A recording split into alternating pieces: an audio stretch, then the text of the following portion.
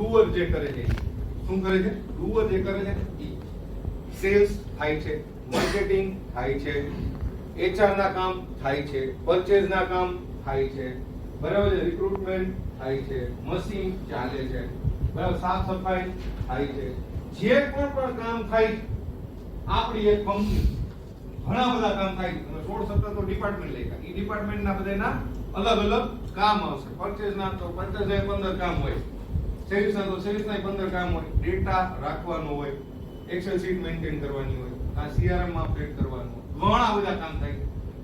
એક એક કામ જે થાય છે એ કામ બધાની નોંધણી થવી જરૂરી છે. શું થવું જરૂરી છે? લખાવવું જરૂરી છે. લખાશે નહીં તો ખબર નહીં પડશે કે આ કામ થાય છે. બરાબર છે. બીજું કે હવે આપણું કામ છે કે ઇમ્પ્રુવમેન્ટ ઇઝ માય જોબ, તો આપણે લખશું નહીં તો આપણે ખબર કેમ પડશે કે થાતું તું કેટલું ને ઇમ્પ્રુવમેન્ટ. એક અંગ્રેજીમાં કહેવત છે. શું કહેવત છે? Everything which major can be improve. શું છે કહેવત? કે જે કંઈ પણ મેજર કરી શકાય છે ઈ ઇમ્પ્રુવ કરી શકાય. જે માપી નથી શકાતી ઇમ્પ્રુવ જ નથી કરી શકાય. ભાઈ સાહેબ ગુજરાતીમાં બોલો છે, જે માપી શકાય છે આ બધાય બોલો થાકી ગયા કેમ? જે માપી શકાય છે એ ઇમ્પ્રુવ કરી શકાય છે.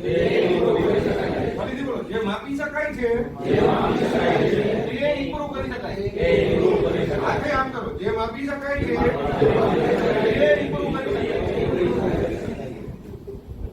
બરોબર? તો જે માપી નથી શકાતું ઇમ્પ્રુવ નહીં કરી શકે તો માપવું પડશે, પણ માપતા પહેલા લખવું તો પડશે. બરાબર છે. એટલે દરેક કામ છે લેખિતમાં હોવા જરૂરી છે. લખશું તો કોઈક માપશું અને માપશું તો કોઈક ઇમ્પ્રુવ કરશું, નહીં તો કઈ નહીં થાય. બરાબર છે. સમજી લેજો પહેલા, પછી લખતો ફોટો છેલ્લે પાડી લેજો. બરાબર છે. બીજો પોઈન્ટ છે કે હવે આપણે દરેક કામ લેખિતમાં કેવી રીતે લાવશું? તો લાવવા માટેની એક આપણે સિસ્ટમ બનાવી છે. કોને બનાવી તો મને ખ્યાલ નથી, પણ હું વાપરું છું. ઘરની ધોરાજીની છે, કોઈ એના નામ દર્શાવે છે મળતા નથી, પણ કેપિંગ એ જૂના વાપરી છે મેં. દરેક કામ જે થાય છે ને, દરેક કામ આપણી કંપનીમાં જે થાય છે એ કામને આપણે 5 ભાગમાં ડિવાઈડ કરશું. શું કરશું? વર્ક ઓર્ડર સિસ્ટમમાં 5 ભાગમાં દરેક કામને ડિવાઈડ કરશું. બરાબર છે? એકદમ ક્લિયર છે? દરેક કામને 5 ભાગમાં ડિવાઈડ કરશું. પહેલું, ડેઈલી કરવાના કામ. આપણી કંપનીમાં રોજે રોજ આ થવું જ જોઈએ. જેમ કે પોતું મરાવવું જોઈએ, ઓફિસનો દરવાજો ખોલવો જોઈએ, ખોલવું તો પડશે, જાવો જોઈએ. બરાબર છે? સેલ્સ થવું જોઈએ, માર્કેટિંગ થવું જોઈએ. જે કે તમને એવું લાગે કે ડેઈલી થવું જોઈએ.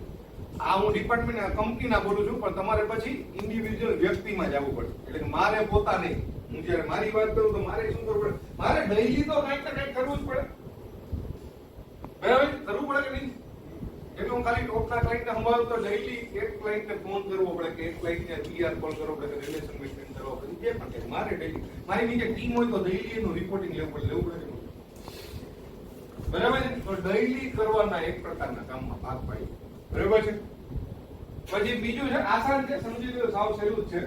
બીજું, વીકલી ફરજિયાત એકવાર થવું જોઈએ. શું વીકલી એકવાર થવું જોઈએ આપણી કંપનીમાં? હા, એક સેલ્સ વાળો છે તો એને વીકલી શું કરવાનું હોય?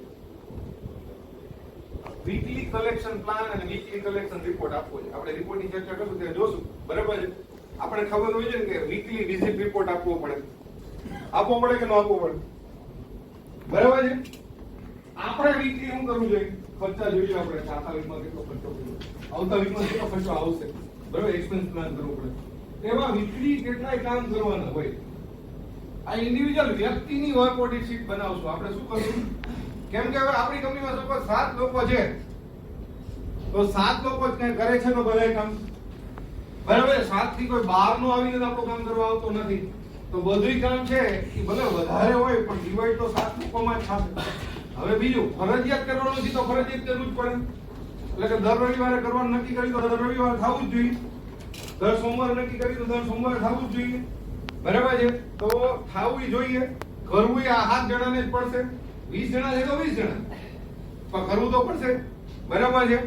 તો ડેઈલી કરવાના કામ, વીકલી કરવાના કામ, પછી આવતા મહિને એક વખત કરવાના કામ. આપણે TDS ભરવો, સેલરી કરવી, બરાબર છે, જીએસટી નું રિટર્ન ભરવું, જે કંઈ પણ હોય, બરાબર છે કે